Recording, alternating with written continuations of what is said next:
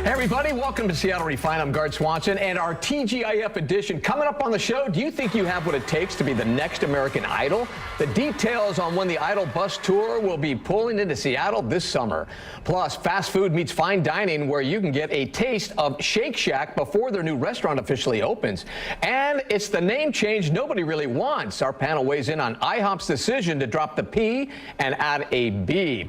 It is Friday, and that means, as always, we love to get things started with hot topics. And here to weigh in on this week's water cooler topics, of course, Refined.com managing editor Britt Thorson, Brian Calvert from KOMO News Radio. Brian, always a pleasure to have you. Well, it's great to be. It's my first time on Hot Topics, so I'm going to try not to blow it. You've been on the show before. Yeah, I'm going to try not to blow Hot Topics, though. You're not going to blow it. Don't blow it. If you do, we're kicking you off. You're never coming back. I'll make it Cold Topics, and I'll never be back. Yeah. Britt, you ready to go on this thing? Let's do it. All right, here we go. Our first hot topic, the search for the next superstar. The American Idol bus will stop in Seattle for auditions on August 31st. We went to Portland for the tour last year, and you can see there were thousands of people that showed up, and we heard great singers, we heard horrible singers, but the bus is pulling up in late August. What do you guys think about this? I love the idea. I love the idea of any show coming to Seattle and showing off the Space Needle, showing the waterfront. Any attention that we get on national TV, especially that show. Well, yeah, and I have to admit, I haven't seen the new American Idol yet, but I mean, the whole idea of that many eyeballs across the country watching Seattle, it can't be a bad thing. Yeah. And we have a ton of talent here. I mean, absolutely. I mean, just everywhere you go. I mean, I've been out to karaoke a couple times, and I should Sing not. for us. I should not. Come on. I should not. Don't open that can of worms without singing. Is that peer pressure you were telling me about? Give me something. All by myself. Okay, that's good. Okay, so anyway, I will not be auditioning, but I've been out to karaoke where people up on the stage, I thought we're just out there messing around, and suddenly they'll belt out like a Whitney Houston, and I'm like, oh my gosh, give that person a record deal. Oh, yeah. Holy cow. And look at all the great bands that have come out of here. But you're right, Britt, we have a ton of talent here. So I just think they should scrap all the rest of the spots on the tour and just find their whole pool of contestants in Seattle, because we have enough people here for them to like make a whole show. That's Seattle Idol. Seattle Idol. And if you make it on the show, and you're a contestant on the show, I'll put you on the radio. All right, moving on. Our next hot topic, the latest on a potential Roseanne spinoff. Variety reports ABC is considering a show built around Sarah Gilbert's character, Darlene. John Goodman and Laurie Metcalf would reportedly take part along with other key cast members. This is super controversial. Is it a good idea, bad idea? What do you think, Britt? Good idea. Well, first of all, I didn't watch the show, so, you know, I can't speak for the actual how it'll work. But just the sake that one racist person suddenly, like hundreds of people lost their job, crew, cast, producers, they deserve to have another shot at work and like supporting their families. And so if a spinoff show means that they can employ that same cast and crew and, you know, actors and all that stuff, and one person's repercussions don't ripple across everywhere, I'm for it. Let's see if it works. If it doesn't work, we'll stop. That's my question. Do you think it's going to work, Brian? Yeah, this was one of those shows that has a classic ensemble. You have John Goodman, you have Laurie Metcalf. I mean, all of these wonderful actors and actresses who can stand alone, let alone you put them in this group and magic happens. So I'm all for Roseanne-less. All right, our next hot topic, the queen of daytime TV makes a big buy in the San Juans. Oprah Winfrey reportedly dropped $8 million on a secluded compound on Orcas Island. The waterfront estate includes a 4-bedroom main house and a 4-bedroom guest cottage, but we are told it's only what they are calling an investment property. She does not plan to live there, so there won't be any sightings of Oprah up there. So I don't know. I'll say, Brian, I know you do like the real news all day, every day. This is the kind of news I do. You guys loved it. The page views on this gallery of her home went nuts. So everyone wanted to see what Oprah thought was a good business investment venture. And honestly, I don't blame them. The woman is savvy, and so if she thinks she can make money off this home, I'm automatically more interested in this home. But really, the only money you're going to make is appreciation, right? You can't rent it out and cover the nut on it. And I'm not going on Seattle Refined to slag on Oprah one bit. I'm going to quote the Oprah effect on this one and say, you know, maybe she's in on it with a few other investors because everything she touches turns to gold. Maybe this is going to increase the investment, and I'll use this time to announce that I'm officially leaving KOMO today because I've hired on as the caretaker of Oprah's new mansion. Good, we'll go cut the lawn up there, will you? There's a big I don't mind. lawn. Yes, Oprah. Whatever you say. Our next hot topic. Shake Shack is making its Seattle debut a little bit early. The celebrated burger spot is partnering with Canlis for a pop-up event event on June 23rd. You can grab a classic Shack burger, crinkle-cut fries, or go with my favorite, the Canlis Dungeness Crab Melt. Oh my gosh, I've had that before.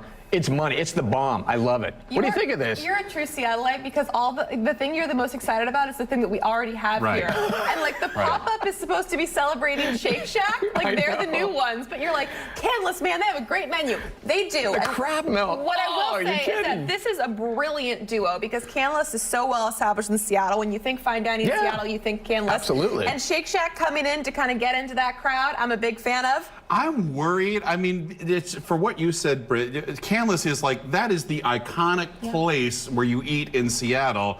And then the fast food joint comes. I don't know where they're going to put the drive-through, to be honest. Our next hot topic, the International House of Pancakes is no more. Apparently, IHOP is changing its name to IHOB. That's with a B. The company hasn't announced what that B stands for, but my money on, here's this little switch right here, could it be for breakfast? And I'm not sure about this. IHOP, it's so iconic. Why change it? To a B. Could be for Britt or for Brian. This is like the ultimate publicity stunt. Yeah, there is no way in Seattle that this is ever going to happen. They're doing this to get exactly what they're getting right now, us to talk about it. This is not, I don't think this makes any sense, but from a publicity standpoint and the hits on their social media, I mean, everybody's trying to guess what that B is going to stand for. What do you think it stands for? It's breakfast. It's going to be breakfast. Bacon. You bacon? Bacon. I think it's going to be breakfast. They really do change the name. No one is going to call it IHOB. No. Everyone's still going to call it IHOB. Second thing, if it is for breakfast, what do they think they're going to get this whole new crowd now who like, we thought they only served pancakes at IHOB. Now we know they serve breakfast. Well, bacon. If you've been there, you know there's more than pancakes. And I have to admit, the first time I heard IHOB, I was like, IHOB? What is that, the new company that's selling canes to older? I've got my new cane at IHOB, you know? I don't get it. And here's what, you guys, you two are men, so you're not going to fully understand, but to all the women listening, look at that logo and cover the first two letters and tell me what that brings. Every single woman I've spoken to has looked at that and been like, their marketing team must have been all male because that is what I see when I see that. I hear you on that. All right, our next hot topic. Elle Woods is heading back to the big screen. Reese Witherspoon confirmed Legally Blonde 3 is a go, donning the pink bikini Elle wore in the original 2001 film. The new movie will hit theaters on Valentine's Day 2020. I can honestly say I haven't seen the first one. I haven't seen the second one. Oh, so I don't know. No, I really haven't. So I don't really give a rat's rear whether it's coming or not. Okay. Well, first of all, rats don't have rears. And secondly, the first one, Elle Wood went to Harvard. Yep. The second one, she went to Congress. Is this when she goes to the nursing home? I don't know. I don't know what her big plot is. Did you see that bikini body? She ain't going to no nursing home. Well. That's the first thing I thought when she floated across my feed yesterday. First of all, I squealed because I love Elle Woods and I can't wait to see her again. Second, that is 17 years later and she still looks just as good in that sparkle bikini. Reese Witherspoon's 42. She can play Elle Woods until she's 82. That's because she has her own chef. She has her own massage therapist. She has everything. All right, you guys are ragging on Reese. And all I know is Legally Blonde 3. It makes me want a hot dog real bad. I want a burger from Shack Shake or whatever that place is called. Whatever it's called. Who even knows? All right, our next hot topic. Best seat in the house. The Padres fan was enjoying a cold one when this Padres fan, watch this, I love this. The foul ball landed right in her cup. Actually took one bounce, landed in her cup, and then the crowd started chanting chug, chug, chug, chug. And there she goes. And I think is she going to get the whole thing, Brian, here? They're rooting her on. Yeah. Girl, do you know who just touched that baseball? Come on. Do you know where that baseball is That's going? the first thing I thought about was like, but I mean, it is. I mean, she has like cred points for the rest of her life. She can just pull that video up on YouTube and show like anyone. She's like, yeah, it was that girl.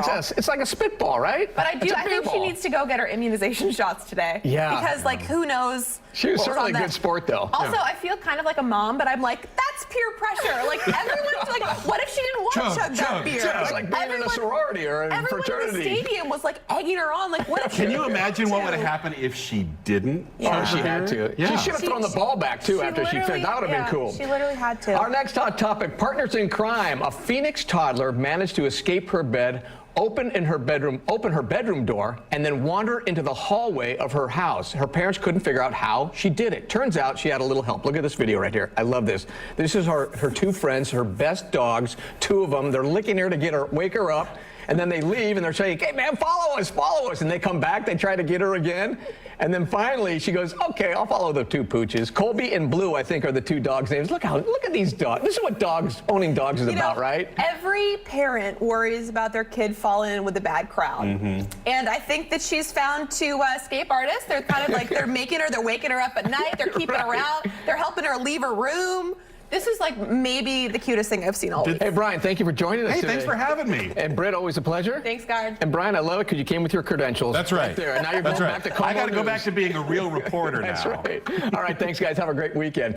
All right, calling all animal lovers, join Refine Como and Rover.com for the annual Furry 5K this Sunday at Seward Park. Registration begins at 10 a.m. and the race starts at 11:30. Afterwards, you and your pup can enjoy Pet-A-Palooza, featuring music, awards, and an interactive vendor area. The best part, proceeds benefit the Seattle Animal Shelter. For more information, all you have to do is head to our website, SeattleRefine.com. Seattle Refine is just getting started. Coming up, Ocean's 8 features a star-studded cast, but does it live up to all the hype? Our movie critic, Scott Rondo, has the answers in Rondo's reviews. Plus, take your dream vacation without breaking the bank. Refine travel expert Seth Wayne is here with his Friday finds when we come back. Every time. Thank you.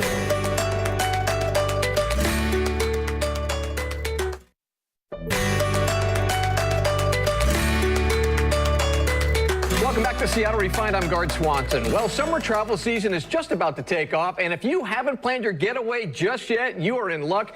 We have something of a travel expert on our staff. He's always looking out for the best bargains. Of course, it's Seth Wayne here with his Friday finds. I will tell you this. Yes. I don't ever pay full price when I go travel, and you know I travel a lot. How many cruises have you been on? How often do you sail? I would say probably about 57 cruises I've done. I've never paid full price for one. I always try to travel in the off season. I'm always on the lookout for some bargains. And you know what's funny? I was on Instagram and I saw you on the Norwegian Bliss. Yeah. And they have this tunnel that you were going down. What's the deal with that? It's an amazing ship, no doubt. We showed you the amazing features on board the Norwegian Bliss yesterday here on Refined. You can visit my Instagram at Seth Wayne. I have a story there. It's a permanent story that lives. I'll take you all over the ship. But I will tell you this, it is a most incredible thing. It is a water slide that you literally drop. So you're starting all the way on deck 20, you drop 4 decks down, you swirl around the outside of the ocean. It's awesome. And I know a lot of you might be saying to yourself, okay, how can I go on that, but I don't want to pay the premium? Yeah, because it's a new ship. It's a new ship. It doesn't look like they're going to give you a break. Yeah, it is going to be an expensive one. And out of Seattle, it's going to roughly run you about $1,500 to $2,000 per person. That's the starting price at an inside cabin. Yeah. So the price is there, and people are booking, and the ship is almost sold out every single week. That's 4,000 people. But if you want to take advantage of the Norwegian Bliss, you could do so. It's got to move down south. So it's going to take a 5-night coastal cruise, and that's leaving on September 30th.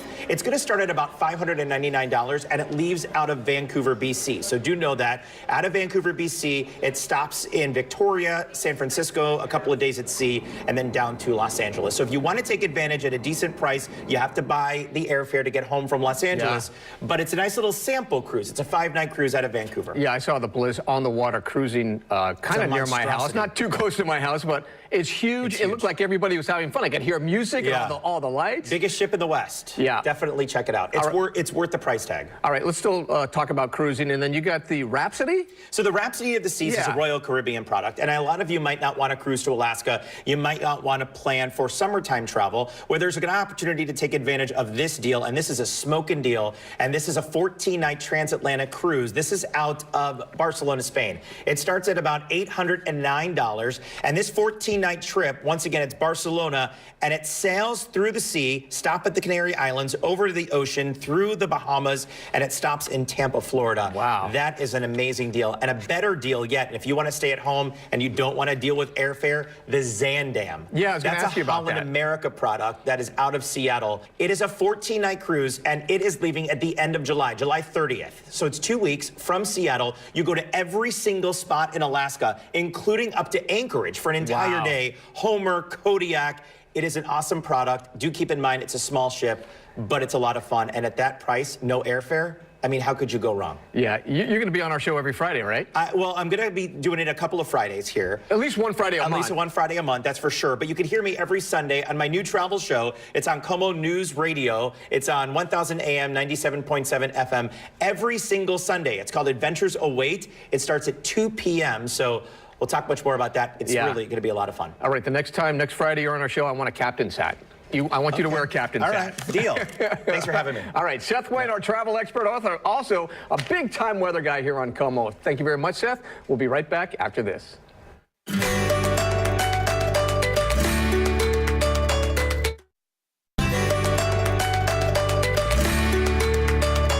Welcome back to Refined. I'm Garth Swanson. It is a serious case of girl power at the movies this weekend as the all-female caper comedy Ocean's 8 hits theaters. Here's our refined critic Scott Rondo with the latest edition of Rondo's Reviews. Even if this was possible, you'd need 20 people. 7 people. Why do you need to do this? Because it's what I'm good at. Sandra Bullock and Cate Blanchett lead an all-star cast in the surprisingly pedestrian Ocean's 8. The crime caper is a spin-off of the popular George Clooney Rat Pack franchise. In this version, Bullock plays Danny Ocean's slippery con artist sister, fresh out of prison and ready to pull off a daring jewelry heist. And we are going to rob it. To do it, she assembles a gorgeous team of female crooks who hatch a plot to swipe a $150 million necklace from a hilarious self-involved actress, played to the hilt by a very funny Anne Hathaway. The film has a light, effervescent quality, and the cast is engaging and likable. Unfortunately, the script is painfully straightforward, absent of the nail-biting twists and turns that made the other films in this series so fun to watch. Besides Bullock and Blanchett, who sort of smirk their way through the film, looking great, I might add, no one else gets much of a backstory to work with. Ocean's 8 is like a sports car without an engine. It looks great, but it never quite gets out of the driveway.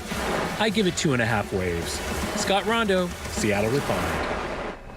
Thank you, Scott. The Seattle International Film Festival wraps up this weekend with some serious star power. The festival's closing night gala features Gus Van Sant's new film, Don't Worry, He Won't Get Far on Foot. The dramedy tells the story of Portland cartoonist John Callahan. Van Sant is scheduled to attend the screening along with stars Joaquin Phoenix and Beth Ditto. Following the movie, SIFF is hosting an exclusive 2018 closing night party. And if you're a fan of documentaries, make sure you check out The Queens. It explores the transgender subculture of competitive female impersonation, following contestants as they attempt to win the prestigious Miss Continental Pageant Award. Producer and director Mark Saxenmeyer says this film is really about the human spirit and the drive and dedication it takes to succeed. The bigger goal of the film is just to show that we all have goals and dreams. Every dream and goal is very different. This chronicles this particular subculture's goal and dream, and that you see how much time, money, and effort, and it's a lot of money they spend, and they try year after year, a lot of them, to win this. And so it's about, you know, something bigger than transgender, bigger than beauty pageants. It's about exploring the human emotion of wanting to achieve, and that, you know, when you reach that goal, it's really emotional, no matter what it is. The 90-minute film played last night in Seattle, but they have more screenings planned around the country. Check out thereporters.org for more information. Seattle Refined will be right back after this.